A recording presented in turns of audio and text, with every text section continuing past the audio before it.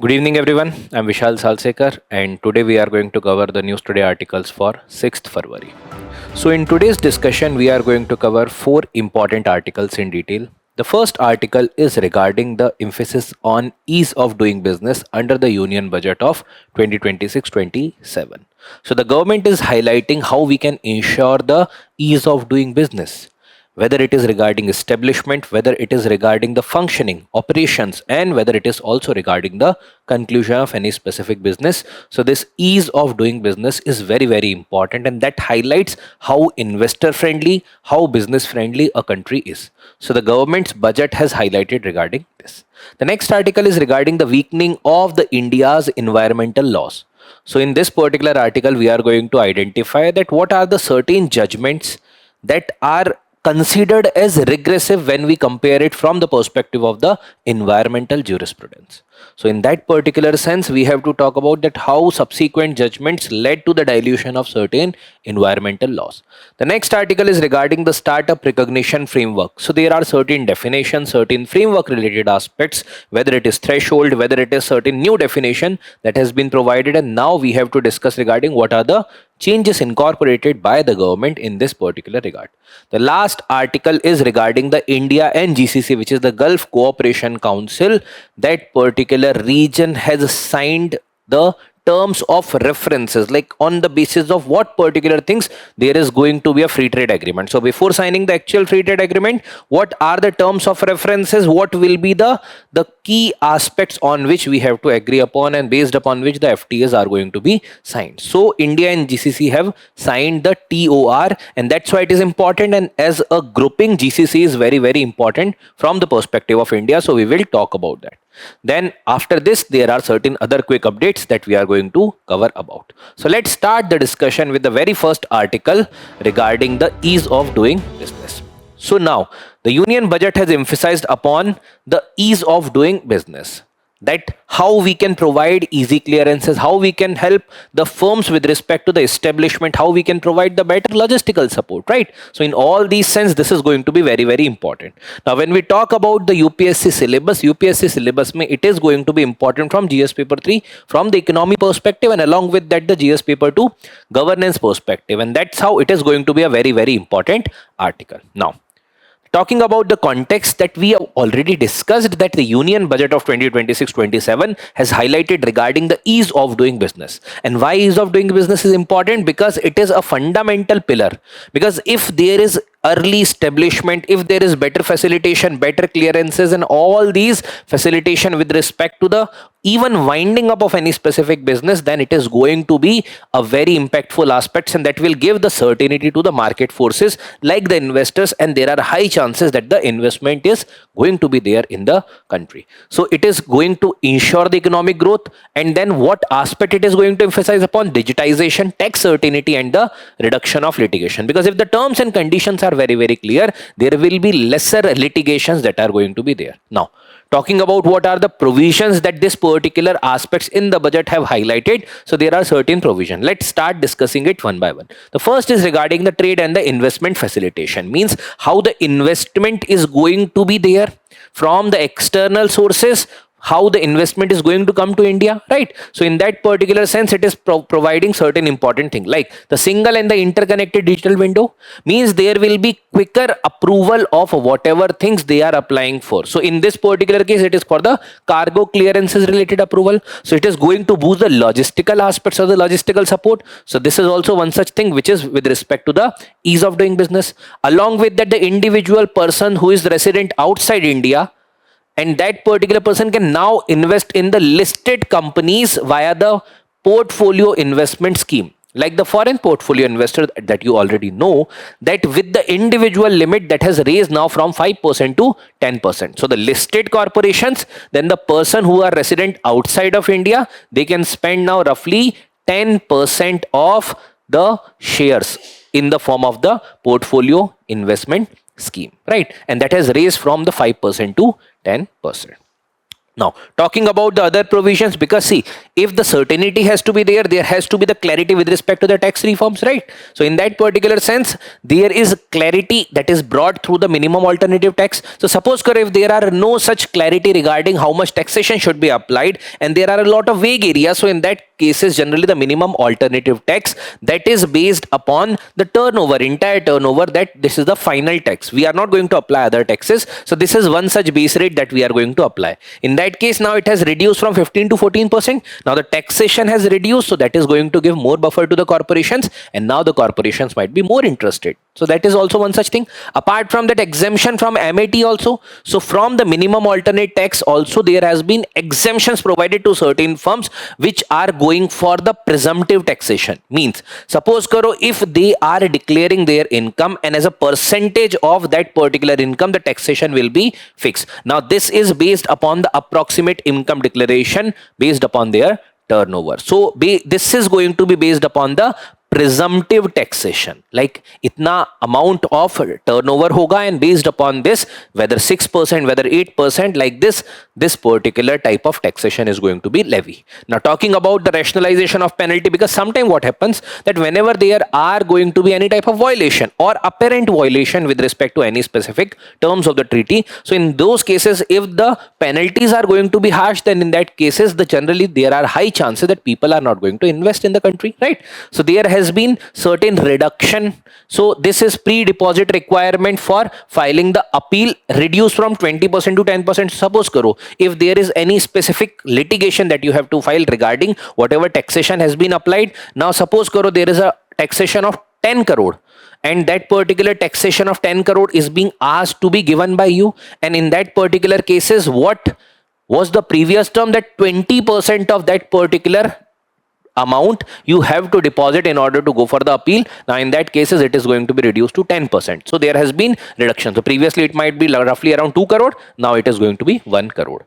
Common order for the tax assessment and the penalty. So this is also going to ensure comparatively better certainty with respect to what are the things that are mentioned in that particular order. And lastly, regarding the courts to convert the imprisonment for certain offenses to fine. That means again it is not going to deter those who want to invest in the economy. Now lastly, talking about the trust based system. So there are certain other facilitation which are being provided, which is the trust based. That means suppose if there are certain importers who are importing certain things, they have to pay the custom duty. Now in those cases generally the chances are high if those are the recognized importer. That means those have already filed their all the aspects, whether the taxes, whether the custom duty and all, and they are the worthy to trust, right? In those cases there can be an aspect of extending the 30 days to the duty. So duty deferral period has been provided to them. That means they need not to necessarily pay duty when they are importing.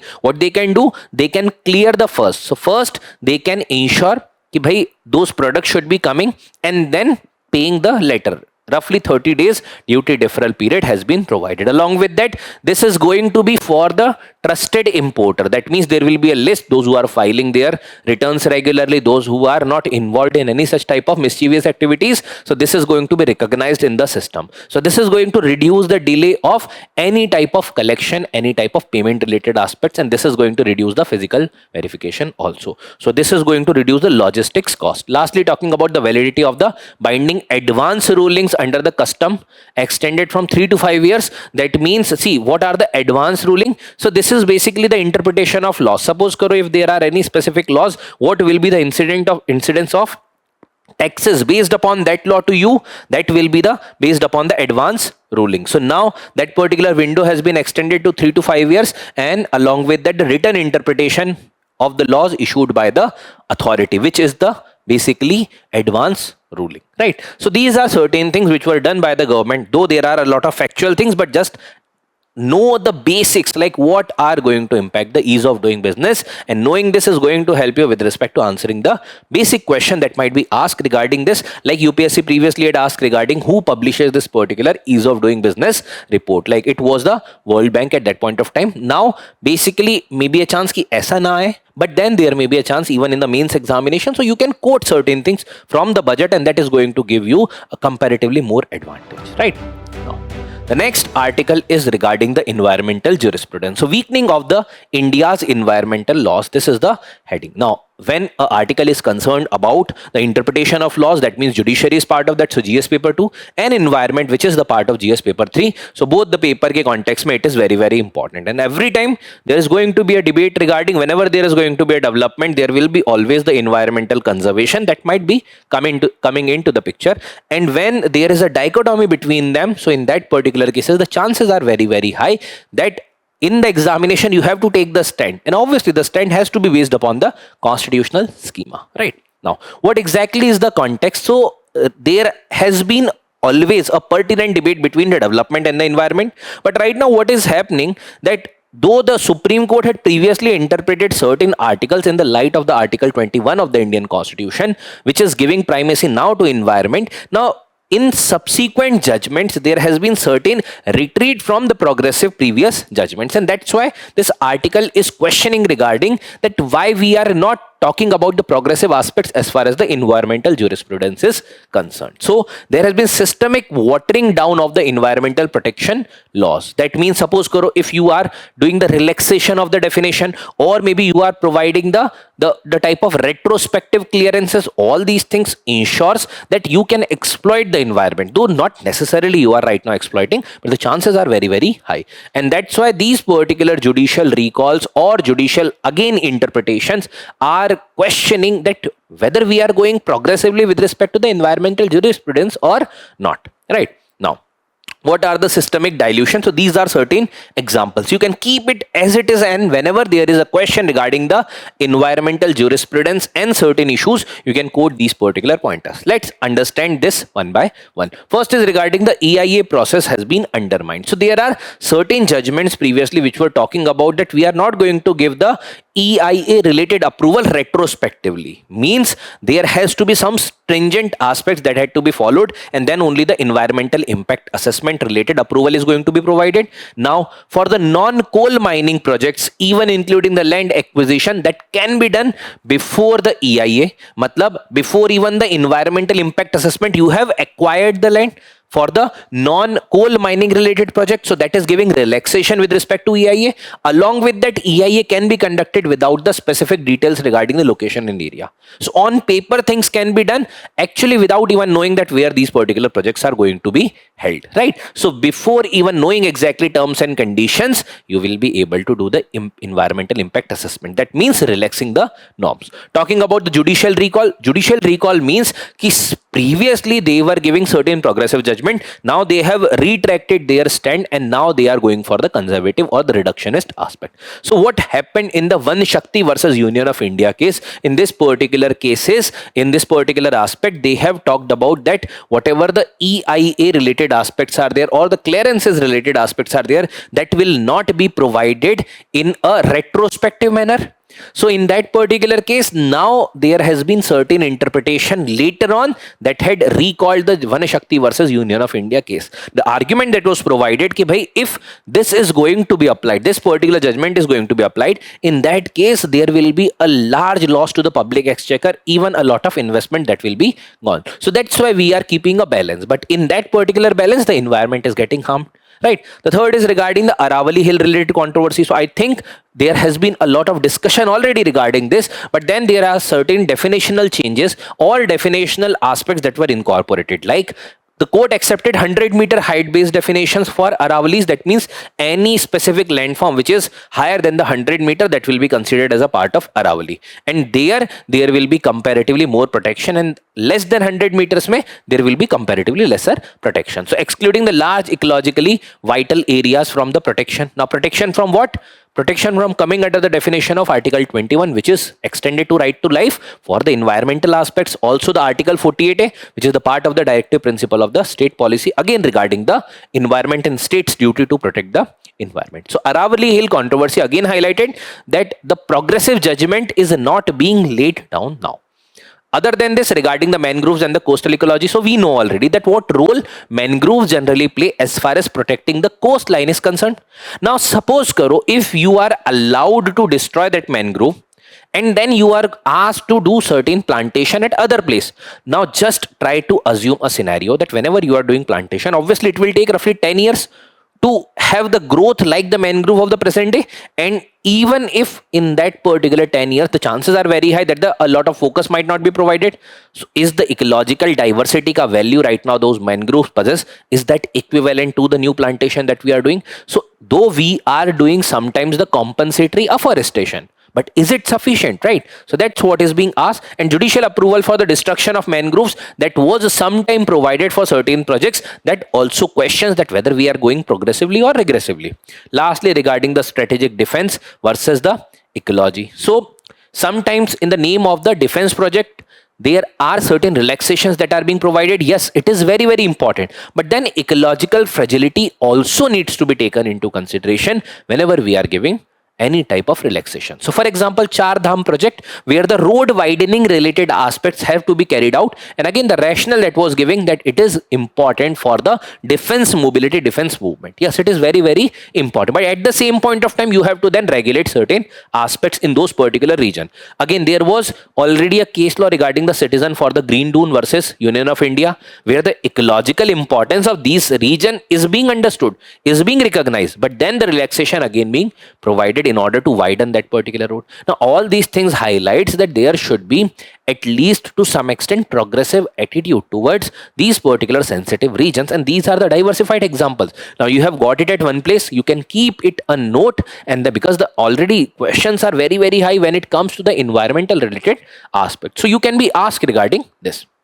Now, talking about what are the constitutional and the jurisprudence related importance of this particular article. So, constitution wise, there are already certain constitutional article like Article 14, right to equality. Equality also include the equal access to the environmental facilities, right? It should not be like that only the richers are getting access, poor people are not getting the access to that. Along with that, Article 21, right to life, because it is also dependent on the ecosystem where we are living. Then 51A, which is the fundamental duty to protect the environment, right? So it is that onus on the citizen in order to protect the environment. So these are the constitutional provision. Along with that, we have also seen the 48A also, that is also important, right? Now, erosion of the public trust doctrine. So basically, Supreme Court multiple times have reiterated that there is a public trust doctrine. Even in the MC Mehta versus Kamalnath case of 1996, they have highlighted that the public trust doctrine means that the government is just the trustee. Government does not own the ecology, right? It is the ownership of the people, but the government is a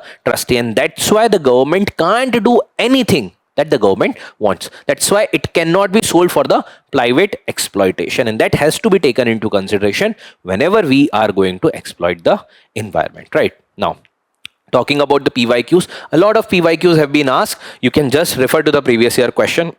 Already the videos are there. Certain reference question I am trying to incorporate. So biodiversity, how does it vary in India? How is the Biological Diversity Act of 2002 conserve the flora and fauna? There are questions regarding the environmental jurisprudence also that can be asked. So these can be prepared accordingly. The case laws are there. The instances are being mentioned. You can have now an idea regarding how UPSC can ask the question. The next article is regarding the startup. So the startup recognition framework has been revised now. So there are certain definitional changes with respect to the startup, right? Even including certain deep tech startup that have been incorporated now. So from the perspective of UPSC examination GS paper 3, again Indian economy, because startup is going to ensure the growth. So the Indian economy, it is important for the employment purposes also, it is going to be important. Along with that GS paper 2, because when the startup is going to be governed, it is going to become the part of the governance. So governance, policy decision, e-governance, these are very important aspects when it comes to the UPSC syllabus. Right now, talking about what exactly is the context. So what government has done, government, in order to expand the access of research innovation in the startup, they are ensuring certain type of relaxation, certain type of definitional changes so as to increase the threshold. And that's why the larger corporation might be coming under the exemption criteria, and they can get the benefit of the startup policy. So establishing India as a manufacturing led economy, because majority of the startup are functioning for the manufacturing sector or maybe the high end technology sector, and the hub for emerging technologies, right? So this is a very, very important aspect. Now, what are the key provisions that were incorporated as a part of the change policy of the startup? So first is regarding the enhanced turnover threshold. So for the corporations which want to be considered as a startup, now the definitional changes for the turnover has been changed from 100 to 200 crore. This is for the normal firms. But now this is for the first time they have recognized a dedicated deep tech startup category. Because see, for the deep tech, generally the time duration is also needed comparatively more. So there is increase of the time duration, even increase of the funds allocation. So there has been a new tech related categorization that has been there, and the cutting edge technology related things or the breakthrough technology related aspects have been incorporated as a part of that. And what have been done? Expanded the age limit from 10 to 20 years. So general startups ke liye it is 10 years. Now it has been expanded to 20 years for the deep tech or the cutting edge technology related startups. Talking about the turnover limit, so for the normal startup it has been increased to 200 crore, but for the cutting edge related startups it has increased to 300 crore. So cutting edge technologies mein it is going to be part of the startup if it is even till 300 crore. Now talking about the inclusion of the cooperative societies, because many a time what happens that though the cooperative societies play a very important role, they also do certain innovation related aspects, but then they might not be generally regarded as the startup. So now they are also becoming part of the startup. Now whether it is the multi-state cooperative like established in multiple states regulated by the Multi-State Cooperative Societies Act, or the single state cooperative which is regulated by that particular state's Cooperative Societies Act or the Union Territory Cooperative Societies Act, all of them are going to be eligible for getting recognized as a startup, right? So there are certain definitional changes that were incorporated as a part of the startup recognition. Now, what are the things? Recognition criteria. First is 10 years for the normal one, but 20 years for the deep tech. Second is type incorporated as a private limited company, registered partnership firms, limited liability partnership, and now also the cooperative society. So this is a new inclusion. Now talking about the annual turnover, for the normal one it is 200 crores, but then for the deep tech it is 300 crore annual turnover for any financial year since the incorporation. Yahan tak they will be considered as the startup. Originality, ऐसा नहीं है कि you are splitting your company and you are saying that this particular company is born now, so keep it as a startup. No, it should not be formed from any other corporation. It should be a original entity. Existing business में नहीं होना चाहिए. Then last is innovative and the scalable. So ऐसा नहीं है कि anything you are doing and that will be considered as a part of startup. It has to be innovative, it has to be scalable, it has to be doing something good for the economy, and that's how it can be categorized as a startup related aspects, right? So all these things are part of this. Now talking about recognized startup and the startup ecosystem in India, because if there is a question regarding the startup related things, there can be high probability that you will be expected to have certain information, whether it is a data, whether it is a fact, whether it is example, it is going to do the cherry on the top, right? So the recognized startup, who is going to recognize? Department for the Promotion of Industry and the Internal Trade, DPIIT, is going to be the nodal agency. Then benefit kya hoga isme? The benefit is that they will be provided with certain tax exemption. So not required to include the cash flow statement with the financial statement. Then the 100% tax exemption on the profit for 3 years. So that means if it is getting recognized as a startup, it is going to get a lot of benefit with respect to in order to not go for a lot of compliances in the initial years, because initial years are the years of your rooting, your nurturing, right? So that's why it is important. Now the status kya hai for the startup? It is roughly 2 lakh DPIIT recognized startup in India by December 2025. That means 2 lakh se zyada startup and around 50% of them are originating in the tier 2 and tier 3 cities. That means maybe it is a non-metro city, but still the chances of the startup is very, very high. Key initiatives kya hai for the startup? Because if there is a question, then obviously you have to highlight that what government has taken in the form of the initiative in order to recognize it as a startup. So Startup India initiative, then there is Atal Innovation Mission for the incubation support, then technology related support, then the Genesis Gen Next support for the innovative startups, right? Then the Nidhi National Initiative for the development and harnessing of innovation. Then there are Mudra loans also in order to get certain type of funding related support. Stand Up India's, a lot of things that were already being done by government, right? Now, talking about how UPSC can ask the question, first thing we have talked already about, that definitional question can be asked, and then there may be question, because this is a very old question, 2014, but the chances are very high that now the UPSC can ask regarding how to uplift this particular startup ecosystem in India. So there the new updated policies are going to play very, very important role. Now, talking about the last article from the perspective of the detailed discussion, this is regarding the terms of references for the India GCC free trade agreement. So the terms of agreements or the terms of reference have been signed. Now you already know that recently we had signed with the UK, we had signed with New Zealand, we had signed with the European Union, we have signed to some extent the trade deal with the America, that is already going on, right? And then there are certain other regions inke saath we can sign. Now see, the trade volume with the GCC countries is very, very high, more than $170 billion. That means if there is going to be any of the deal, that is going to further multifold that particular volume. And this is going to ensure that India is going to have a lot of economic boost. So from the perspective of economy, from the perspective of international relation, whether it is GS paper 2 or GS paper 3, it is going to be very, very important. Now, what is the context? So there are terms of references, TOR, that have been signed between India and GCC. That's why we are discussing this article. Now this TOR, as we have discussed, it defines the scope, that what are the different categories where we can incorporate that relaxation will be provided with respect to trade, the structure, like how that particular structure is going to function, whether it is only for goods, whether it is for services also, whether it is for the patent also, or any other type of things that can be part of this. Now the framework agreement already was signed in 2004, but then obviously that was the framework agreement for the trade. Now it has to be for the free trade, so there will be a lot of complexities that are involved in this. Now talking about which group we are talking, so this is the Gulf Cooperation Council, GCC. It is a 6-member grouping or 6-member block established or situated in the Gulf region, specifically in the West Asia, right? Established in 1891. There were 6 countries. What are these particular 6 countries? If I show you the map, let's see the map. There is Saudi Arabia. Now the regions already we have discussed multiple times. On the western side it is the Red Sea, on the eastern side it is the Persian Gulf. The another country is the Kuwait, then there is Qatar, then the smaller country that you are able to see is Bahrain, then there is UAE, and then there is Oman.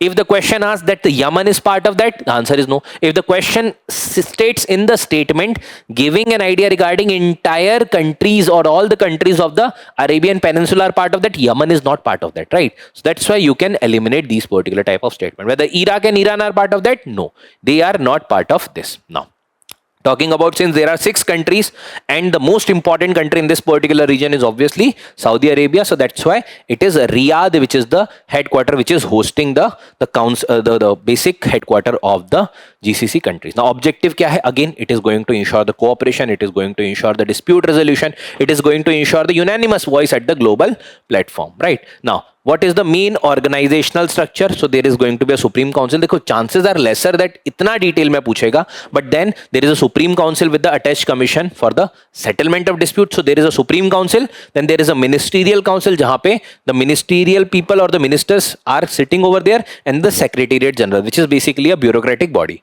So these are similar roughly in all the major bodies, right? Now what is the significance of the FTA? If there is FTA that is going to be signed tomorrow, then in that case what are going to be the significances? First is that already the trade volume is very, very high. Now giving an idea that if this particular region will be having free trade access. So right now there is roughly $2.3 trillion ka economy of this particular 6 countries, and then roughly the population is 61.5 million and substantial diaspora population. This is going to become a boost for the India's trade with that particular region that can increase multiple fold.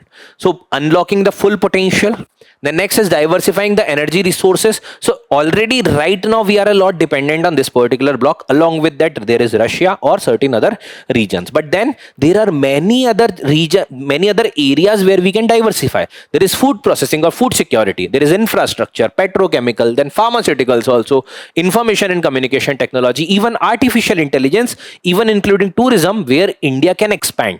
And when India is going to expand, obviously it is going to bring a lot of money even in India. So through the investment, through different type of trade related aspects. Then reinforcing relations, because right now see, there are already uncertainties going on at the global level. US is seemingly non-reliable because sometimes they are imposing a lot of tariff. So that's why India have to diversify. India has signed a deal with UK. India had signed a deal with the European Union. Then there are other regions also with which India need to ensure the better partnership, and this is also one such prominent region jahan pe we can compensate for if we are losing anything with respect to the US related trade. So reinforcing the relation that is going to ensure the long-term supply chain, because there are migrant population, there is a demand for the Indian product, and then there is consumption also for the Indian products. Talking about the enhancing trade and investment, so already the trade is roughly $178 billion, so this can increase multiple times, and along with that the investment is also, that is one of the highest from this particular region, roughly 31.14 billion till now, roughly till 2027 September. 2025 September, right? So that's why this FDI is very high, the trade is very high, and that's how the question can be asked, and that's why this particular topic is important. And this particular region is also important from the perspective of UPSC, also from the perspective of India also. Lastly, regarding the diaspora, so this is going to ensure, because see, Bollywood is quite popular, the Indian celebrities are quite popular over there, and then there is a lot of linkage over there, right? So that's how there is going to be comparatively beneficial, because roughly 10 million diaspora is there in roughly the GCC countries. If we talk about the Indian diaspora, roughly 35 to 36 million ka diaspora hai, jahan se 10 million diaspora is residing in this particular region only. That's why it is very, very significant, right? And these are the regions. Here you are able to see there is a Strait of Bab el-Mandeb. It is the Strait of Hormuz, right? So this Strait of Hormuz is connecting the Persian Gulf with the Arabian Sea. That's why this region is also geopolitically very, very important, right? So having discussed regarding this, we have completed the major news article that had to be discussed. Now let's talk about the quick updates. So the first in this is regarding the Union Territories, UTs with the Assembly. So recently the Chief Minister of the Jammu and Kashmir, which is right now a Union Territory, he has highlighted that if there is a Union Territory, there should be a scrapping of the provision regarding the Legislative Assembly for that particular UT. Because as per him, it was the statement that if the UT is a UT only, if you have to treat it as UT only, then remove the assembly. If you want to have the assembly, then declare it as a state. So that's why he is saying that there should be a abolition of the UT's ka legislative assembly, and that will be beneficial, that will be comparatively easy to govern, right? So the Chief Minister of Jammu and Kashmir asked for doing away with the model of the UTs where the assembly is there, Council of Ministers is there. So 3 UTs as of now in India have the Council of Minister. Delhi is there, Puducherry is there, and then there is Jammu and Kashmir. Now, there is Article 239 है, जहाँ से this UT का provision आता है. So, authorize Parliament to create the legislature or the Council of Minister for the UTs, and that's how the government of the Union Territories Act 1963 pass किया गया, and based upon that, Puducherry में there is UT. And then there is specific amendment that was done, 239 AA through the 69th amendment, and then the Legislative Assembly was established along with the Council of Minister in the Delhi also. And recently, after the 2019 ka Jammu and Kashmir Reorganization Act, after that there has been the UT created in the Jammu and Kashmir and Ladakh. In Jammu and Kashmir there is the Legislative Assembly. So that's why he is asking. Next is regarding the governor's address. So a few days back we had discussed regarding the presidential address. So the governor's address is also the similar aspect, different constitutional article. So if that particular house is meeting for the first time after the general election in that particular state, or maybe for the first time in that particular year, then there is going to be the governor's address. So recently what has been observed, that a lot of governors have walked out of the state assemblies without completely reading the governor's address. Now this governor's address is not being written by governor, it is being written by the state cabinet, because governor is supposed to act on the aid and advice of the Council of Minister. But yes, governor is also retaining a lot of autonomy. Now 176, which is the constitutional article which is highlighting that first session after each general election of the Legislative Assembly and the commencement of the first session of each year, Legislative Assembly में भी होता है, or if there is the Legislative Council, that at the both houses assembled together and to inform the legislature that why the house is being summoned, right? Now it is reflecting the policies and the legislative agenda, because it is prepared by the government, not just the governor, right? So that's why it is highlighting the policies and the legislative agenda of the government. Now Supreme Court had said that the governor's address is an executive act. It's not the act of the governor itself, it is the executive act, and this is on the aid and advice of the Council of Minister. So there was a famous case of the Nabam Rabia versus deputy speaker, right? So that's why this particular thing was highlighted by the Supreme Court in this particular case. Next is the motion of thanks. So after that particular type of presidential address, there is going to be a motion of thanks. So protest in the Lok Sabha prevent the Prime Minister's reply to the motion of thanks. Now motion of thanks hota kyun hai? First there is going to be the presidential address. So under Article 87, like we had seen in Article 176, there is going to be the governor's address. So under Article 87, there is going to be the president's address. Again, the conditions are same. Our first session after the General Assembly or the first session of that particular year, there is going to be the president's address to both house of the parliament assemble together and inform parliament of the causes of its summon, whether it is the budget related presentation or whether it is any other thing. Now rule 17 of the rules of procedure of the conduct of business says that a discussion on the matter is referred to in the president's address take place on the through the motion of thanks moved by the member and seconded by other.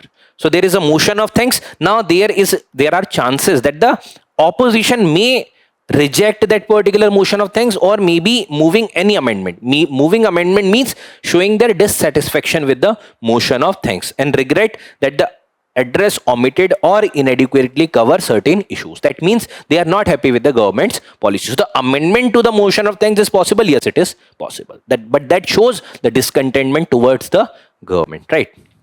Next is regarding the Frontier Nagaland Territorial Authority, FNTA, right? So basically what has happened that there is a historic deal between whom? Between the government of India, then the Nagaland and the representative of the Eastern Nagaland People's Association. So ENPO, इनके साथ एक deal sign हुआ which has led to the creation of the Frontier Nagaland Territorial Authority. It is going to be a comparatively autonomous authority जिसको एक sense of autonomy is going to be provided. So it is a apex body, ENPO, Eastern Nagaland People's Organization. It is a apex body having the representative from the 8 recognized Naga tribes. So 8 tribes कौन-कौन से हैं? There are Konyaks, there are Sangtam, then there are Chang, then there are Nyungan, then there is Yimkhyung, then there is Tikhir, there is Pom, and there is Sumi. So basically, yes, it is difficult to pronounce, but you can have an idea regarding this. And if there is any elimination based question, you can just keep it in your mind and then based upon that. But the chances are very less that it will be asked to this much extent. Now, these are of the 6 Eastern District of Nagaland because that's why it is Eastern Nagaland People's Association, right? District covers कौन-कौन से हैं? Tuensang है, then there is Moon है, there is Kephaire is there, then Longleg is there, then Noklak is there, and then there is Shamator is there. So just to have an idea regarding this. Now, what are the key provision? Again, whenever you are going to provide the autonomy, you are going to ensure that certain subjects are being devolved, certain type of powers, financial, other powers are going to be provided. So devolution of the power with respect to 46 subjects of the FNTA. Then apart from that, mini secretariat is going to be there, additional chief secretary or the principal secretary is going to head that particular thing. Then it does not affect the provision or the special provision that are provided to Nagaland because the Article 371A, which is the special status for Nagaland, that is already provided. It is not going to impact that type of special status wala provision. So specific region ke liye, frontier region ke liye, this Frontier Nagaland Territorial Authority is being established. Now, next article is regarding cyberchondria. So this is a term which is highlighted because of the excessive use of the online content. You might be seeing certain reels or maybe shorts, and then once you are being exposed to, let's say there is certain reel that is highlighting that if you are going to consume this, you are going to be infected by this particular disease. Now the algorithm picks that and algorithm shows you again and again. And that also gives you an idea that if you have to treat this thing, maybe obesity, maybe any of the cardiac related things, how you have to do that particular thing. So then you are going to keep a track of a lot of things, and then the algorithm also shows you this thing, and that lead to the situation of the cyberchondria because that gives you a stress, that gives you anxiety, and then you will be, what you are going to do, you are going to rely more on that particular type of content rather than the conventional doctor who will give you actual prescription. So recent cases triggered by the online health misinformation highlighting the rising threat of the cyberchondria. It is excessive anxiety driven online searching for the health information leading to the heightened fear and the self-diagnosis. Now you just try to think about yourself. You might have also done this particular thing at certain point of time. Now social media algorithm repeatedly push similar thing because they get your data and then now they are giving you this type of information again and again. So reinforcing the health anxiety. Now this is the digital extension of the hypochondria. In the hypochondria again, you will be keeping a lot of track of your health and you will be again in the anxiety or the stress wala situation that tomorrow you might be getting infected by certain set of diseases, right? This causes the mental distress, distrust in the doctor, delayed treatment, because you will be thinking that whatever you are consuming from the internet, that is the correct information, and then you can also take the risky self-medication, right? Next is regarding the Bharat Taxi. So Union Home Minister or the Corporation Minister, both are same only, right? So Minister has launched the India's first cooperative based taxi service, Bharat Taxi, and that is going to be available pan-India within 3 years. So this is a cooperative based taxi. Cooperatives का best feature क्या होता है, that they are not only owned by one individual, that is the commonly owned. So there will be stake of the individuals in that particular cooperative. So it is the cooperative model where the sarthis or basically the drivers are the real owners and not the corporation or the external investor. So this is not taking the money from the corporation. This is pooling the money from the people only, right? And they will be considered as owner. 4 core principles हैं. First is regarding ownership. So through the cooperation they are owners. Then the security cover, because this is including a lot of things which are part of the gig related acts that were being laid by certain states, including health, security, education related things. Then dignity, obviously whenever you are going to be the owner, there will be dignity related aspects. Lastly, the equitable distribution, because it is based upon the contribution that you are going to provide, and once you are owner you will be contributing to the substantial extent, and that is going to ensure that the equitable distribution is going to be there. Now each Sarathi becomes an owner with the maximum share capital of 500. अगर आपने 500 का share capital है आपका, then you will be considered as a owner in that. Now since it is a taxi, obviously when you will provide a service you will get the money from the people to whom you are providing the taxi service, and then out of that, suppose if you are charging 500 rupees, so 20% is going to go to these particular firm, but not firm exactly, this particular Bharat Taxi, and then 80% will be your money, right? So that's what is there. There is Sarthi Didi ka concept bhi hai, which is the separate window for the women related pickup and women based pickup. So that means there are going to be the Sarthi Didis also, like the females are also going to be the part of that. That will provide the safe pickup and safe drop, right? Next is regarding the sodium ion versus the lithium ion battery. So there are already a lot of things. You might have heard that there is going to be the lithium ion related storage cells, right? And the chances are very, very high that we are going to remain dependent on a lot of countries, because India is not having substantial amount of the lithium reserve. Along with that, we will need other things like the cobalt, graphite and all, right? That's why in order to reduce that particular dependency, the government is now talking about that there should be alternative aspects also that should be explored. So there is sodium ion batteries that are also being talked about. These are the conventional type of batteries. Now, the raw material that is being used in the sodium ion batteries, which is using the soda ash or the sodium, which is available in the abundant amount. Lithium ion mein, it is going to be the lithium, cobalt, nickel and graphite. Majority of the things where the supply chain is lying outside and we are dependent, import dependent, right? Energy density, yes, energy density is to some extent slightly low, which is comparatively high in the lithium ion batteries. Then safety, sodium batteries are comparatively more safer. Why? Because basically the thermal runway means because of the temperature, the reaction is not going to get increased. Reaction nahi increase ho rahi hai, so reaction is not increasing itself temperature. But here, these batteries are very much vulnerable to the temperature. That's why you might have seen in the flights, these particular batteries in certain type of luggage are not allowed, right? Then supply chain. This is lesser geopolitically risky, and that's why the supply chain is available in India. There is no such major issue. But in the lithium ion batteries, there are very high issues with respect to the supply chain. Lastly, the charging speed. The charging speed is higher. The life cycle is large for the sodium ion batteries. It is comparatively lesser for the lithium ion batteries, right? So this is regarding the sodium ion batteries versus lithium ion batteries. Next is regarding the Internet Corporation for Assigned Names and Number, ICANN, right? Now, the ICANN is going to convene its public meeting in Mumbai, and that is hosted by the National Internet Exchange of India under the Ministry of Electronics and Information Technology. So what exactly is ICANN? Internet Corporation for Assigned Names and Number. So this is the organization which is coordinating the IP address, because there is one thing which is IP address separated by 3 dots. There are number, then dot, then number, then dot, then number, then dot, then last mein number. So these type of IP address are to be coordinated, and this is the organization responsible for coordination, so that there should not be any duplication of the IP address. And this IP address is unique, so through that you can track that particular thing, that particular system. So it is formed in 1998 as a not-for-profit public benefit corporation with the community participation from across the world. Now it is overseeing the huge and the complex interconnected network, basically the web, and there are unique identifier, and these IP address are the unique identifier. This allow computers to connect with the different computers and then identifying the unique computer through that particular IP address. Now it helps to coordinate how IP addresses are supplied and to avoid the repetition or clashes. That's why the coordination is very important. Lastly, it does not control the content on the internet. It does not have to do anything with content. It is just making sure that there should not be any repetition or duplication with respect to the IP address. Next is regarding Bharat Gen AI. So India is developing its own set of AI in the model, in the language, where all the language which are part of the scheduled language are part of this, and the data is accessible in all.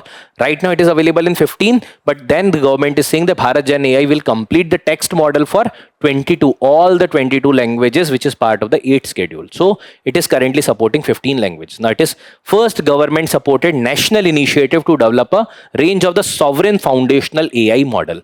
Sovereign foundational AI model based upon the Indian languages and the societal context. It's not relying only upon the external world. It is being trained on the Indian data, Indian set of languages. Now, it snaps the multiple modalities including the text. So, large language model hai yahan pe. Then the speech to text to speech hai. Then there is automatic speech recognition hai. Then vision language system. So, all these things are part of the Bharat Gen AI project. Now it is spearheaded, kiska project hai? IIT Bombay with the participation from the other institution. And then there is a national mission on the interdisciplinary cyber physical system, under which the IIT Bombay, IIT Madras, they are cooperating and they are ensuring the better development of the Bharat Gen AI through the active technology innovation hub, right? So the chances हैं कि पूछ सकते हैं what is the exact objective of the Bharat Gen AI. You can have an idea regarding this. The last article is regarding the Devni Mori relics. So Devni Mori relics are basically the Buddhist relics that were found in India, and they are being expositioned in the Sri Lanka right now. So the holy Devni Mori relics at the Gangaramaya temple in the Colombo, Sri Lanka, they are being inaugurated recently. So what are these? They are the Buddhist archaeological site which is located near the Shamlaji in the Aravali. Wahan par they are being extracted.